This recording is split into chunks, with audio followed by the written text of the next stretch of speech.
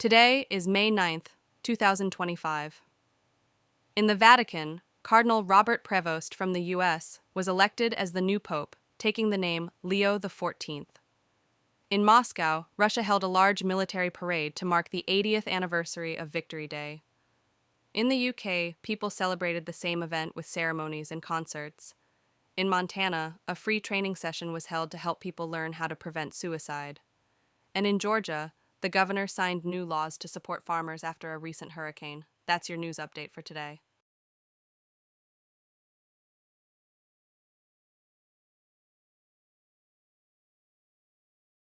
Today is May 9th, 2025.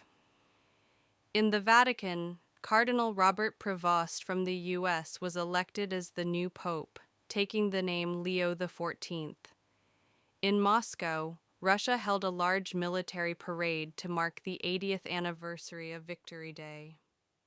In the UK, people celebrated the same event with ceremonies and concerts.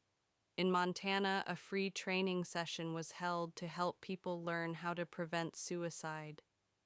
And in Georgia, the governor signed new laws to support farmers after a recent hurricane. That's your news update for today.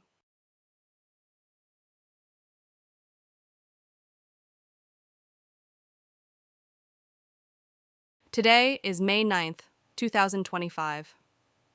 In the Vatican, Cardinal Robert Prevost from the U.S. was elected as the new pope, taking the name Leo XIV.